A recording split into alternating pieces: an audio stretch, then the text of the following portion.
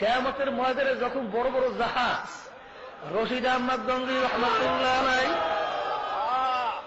আল্লাহ হাজী ইমদাদুল্লাহ মহাজের মক্কি রহমাতুল্লাহ আলাইহি, সৈয়দ ইসহাক সাহেব রহমাতুল্লাহ আলাইহি, উজানির কারি ইব্রাহিম সাহেব রহমাতুল্লাহ আলাইহি, বাবারে আল্লাহু আকবার আল্লাহু আকবার, আল্লাহ সৈয়দ ফজলুল করিম রহমাতুল্লাহ আলাইহি যখন কিয়ামতের ময়দানে বড় বড় জাহাজ দিয়ে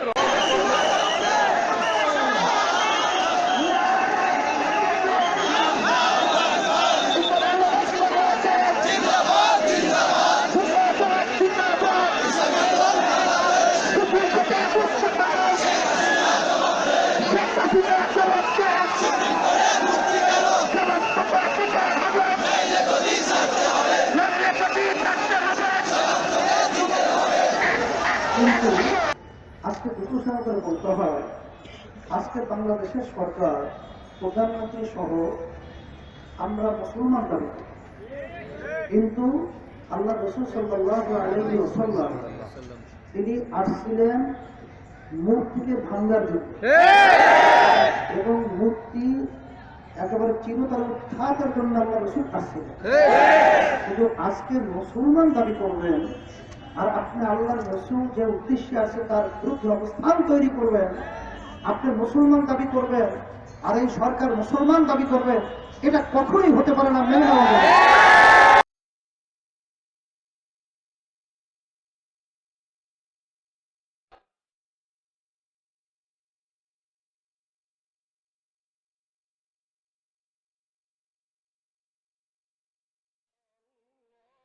বাবারে খুব ভালো মতো বুঝবেন, হযরত ওমর ইবনে খাত্তাব রাদিয়াল্লাহু তাআলা আনহু যিনি আমার নবীর পবিত্র জবান মুবারকে বারবার জান্নাতের সুসংবাদ পাইছে, একবার দুইবার না, বারবার বারবার কাঁদতে কাঁদতে গাল মোবারকে কালো দাগ পড়াইয়া ফলাইছে। ওমর ইবনে খাত্তাব রাদিয়াল্লাহু তাআলা মাঝে মাঝে বেহুশ হইয়া পড়িয়া যাইতেন, মাঝে মাঝে বকরির বাচ্চা উঠাইয়া বলতেন, ওমর তুই কেন মানুষ হইলি, কেন বকরির বাচ্চা হইলি না? মাঝে মাঝে জঙ্গল উঠাইয়া বলতেন, ওমর তুই কেন মানুষ হইলি, কেন জঙ্গল হইলি না? আবার মাঝে মাঝে, ওমর তুই মায়ের গর্ভ থেকে দুনিয়াতে আসলি কেন, তুই দুনিয়াতে আসছিস কেন?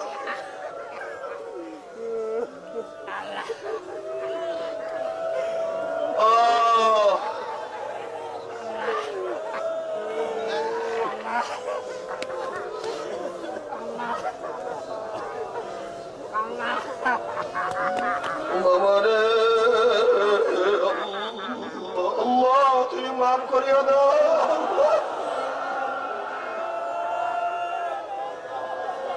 আমার মাওলা এত দয়ার মাওলা, এত মেহেরবান মাওলা, বাবা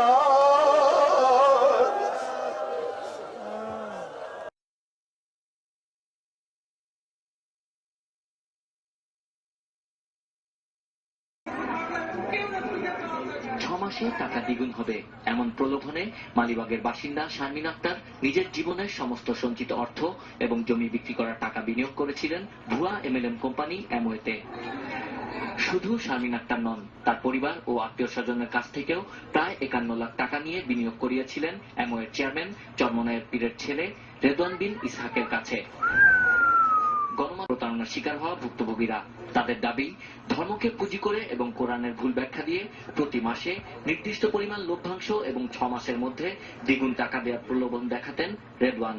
এই ফাঁদে পা দিয়ে এখন সর্বশান্ত হাজার হাজার গ্রাহক। এই টাকার কারণে আমার স্বামী আমার রেখে চলে গেছে, আমি শুনতে মানুষ অ্যাক্সিডেন্টে মারা গেছে, তাই দেশে যাইয়া আমার 5 বছরের একটা বাচ্চা নিয়ে আমি খুব কষ্টে আছি ভাই, আমার মতো কষ্টে দুনিয়াতে কেউ নাই। বলে বিশ্বাস মনে করেন যে নাক মরা লোক, তার একজন আল্লাহর ওলি ছিল, তার উসিলায় তার কথা বলার পরে আমরা বিশ্বাস করছি, এই কারণে আমরা সরল বিশ্বাস তার টাকা দিচ্ছি। এখন আমার ভাইদের যে টাকা আছে মিনিমাম টাকাটা সেখানে পরিশোধ করি, আমার একটা বাচ্চা আছে তাকেও আমি ঠিক মতন আমি যদি টাকা দিতে পারি না। রেদওয়ানের বিরুদ্ধে পল্টন থানায় প্রতারণা, অর্থ আত্মসাৎ সহ একাধিক মামলা রয়েছে। আমরা বাংলাদেশের মানুষ যারা আচরণগতভাবে আমরা কিছুটা ধর্মভীরু হয়ে থাকি এবং এই দুর্বলতাটাই এই রেদওয়ান এই দুর্বলতার সুযোগটা নিয়েছে যে সে ধর্মীয় লেবাস ধারণ করেই মানুষের বিশ্বাস অর্জন করার চেষ্টা করেছে। এর আগে এই কোম্পানির ব্যবস্থাপনা পরিচালককে গ্রেপ্তার করে আদালতে সোপর্দ করে পুলিশ, কিন্তু তিনি জামিনে বের হয়ে বর্তমানে পলাতক রয়েছেন। Sabbir Ahmed, ATN news.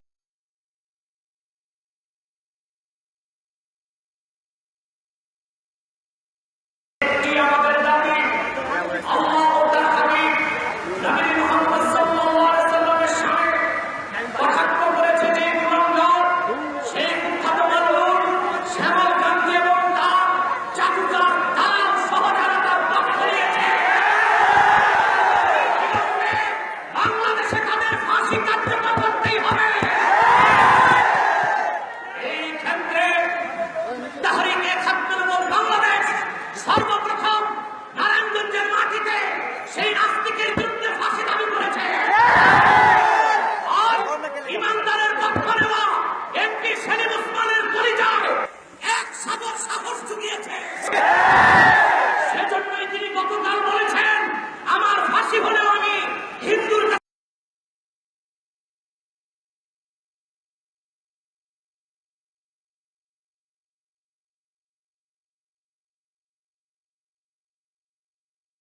নিয়ে হোক, আমার শর্তগুলো থাকতে হবে। সে হারামজাদা, এটা আমি প্রমাণ দিব। আদব কারামত আলী জনপুরি রহমতুল্লাহর বংশ নিয়ে প্রশ্ন তুলছে, তিনি সিদ্দিকী কিনা। কত টাকা পুরুষ তুমি বুঝো না? তুমি শিক্ষিত মাস্টার্সে পরে তুমি ঘাস খাও? তার সাথে আমার দ্বন্দ্ব মা খালা নিয়ে না বসে সন্তানের কি সম্পর্ক? আমি এটা নিয়ে বস, তারা কুত্তার বাচ্চারা বাকি রাখিদার কুত্তার বাচ্চারা মা খালা নিয়ে বস। যদি হিম্মত থাকে তোদের, আমি 1 মিনিট অস্বীকার করবো আমি আব্বাস সিদ্দিকী না, কিচ্ছু না, মদিনাওয়ালার গোলাম আমি, বস মা খালা নিয়া।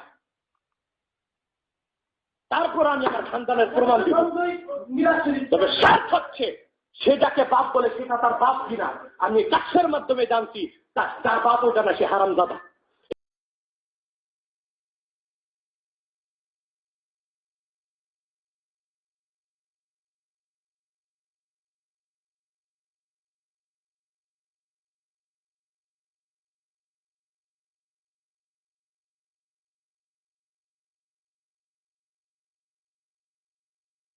আর নারীর সতর হচ্ছে পায়ের পাতা থেকে শুরু করে মাথার চুলের গোড়া পর্যন্ত, মাথার চুল পর্যন্ত সবটা সতর। পুরুষের নাভি থেকে হাঁটু, আর নারীর সবটা সতর। নারীর মাথার চুল পরপুরুষকে দেখাবার বিষয় নয়।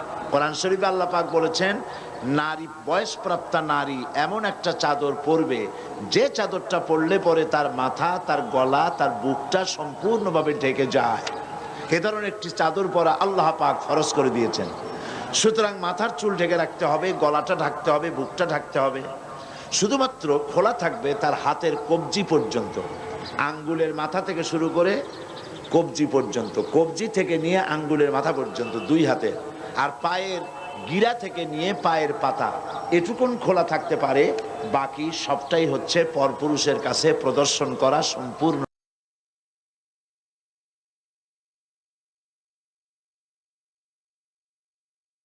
জামা কাটা পরি জি, সোনার হরিণ জি উড়ে আয়, উড়ে আসবি,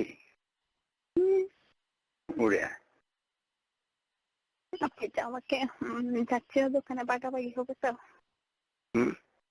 ওখানে বাগাবাগি তো আলাদা রুমে নিয়ে নেবো। আলাদা রুমে নিয়ে নেবেন? আপনি যদি আমার কাছে আছে না, ওর দিন আরেকজনের কাছে যেতে হবে না,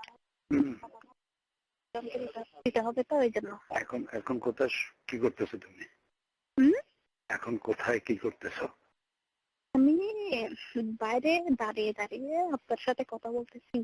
ও, ঘরে টেবিল আছে না? হ্যাঁ আছে তো। ঘরের দরজা বন্ধ করে টেবিলের উপর শুয়ে পড়ো। টেবিলের উপরে পা ঝুলাই দিয়ে তারপরে শুয়ে পড়ো।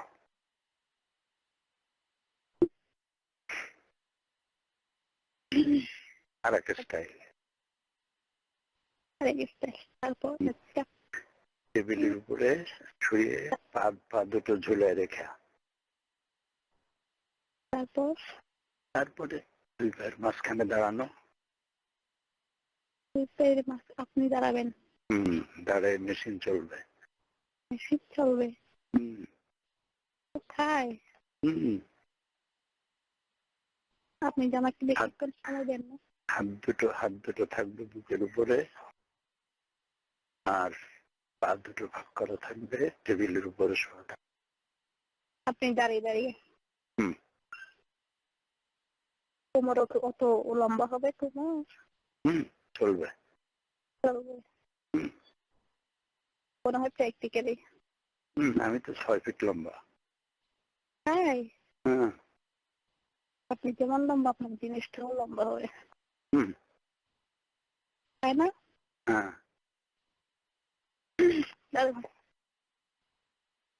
লম্বা আছে 7.5 ইঞ্চি।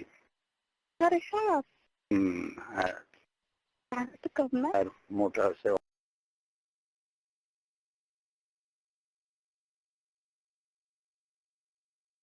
টেলিফোনে বললো, কোথাকারকে টেলিফোনে বললো, সেইটা তোমার বিশ্বাস হয়, অথচ আমি বলি সেটা বিশ্বাস হয় না। এটা কেমন কথা? হবে কেমনে? এ তো অবিশ্বাস হয়ে গেছে।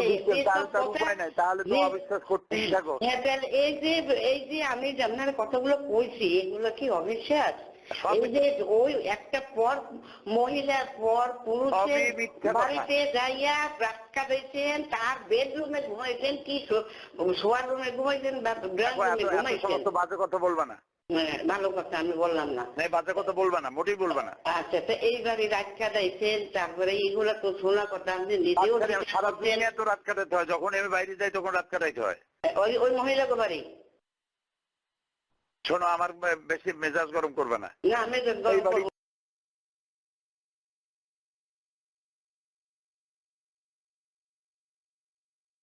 একবার গেছি জীবনে, আর তার সামনে যাওয়া, তার বাড়িতে যাওয়া জীবন আর কোনোদিন হবে না।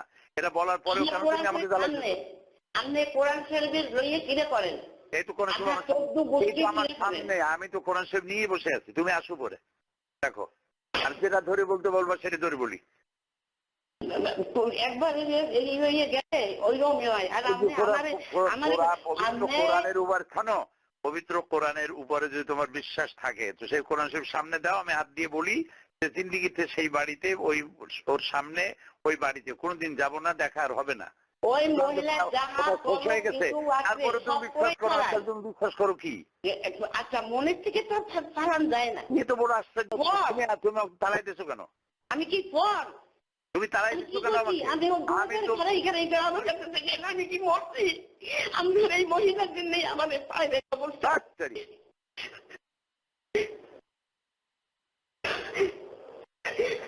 আল্লাহ শুনবে না, আল্লাহ গোদম করবে, আল্লাহ গোদম দিলে। হ্যাঁ, চাইতে থাকো। আগুন জ্বলতে হইবে।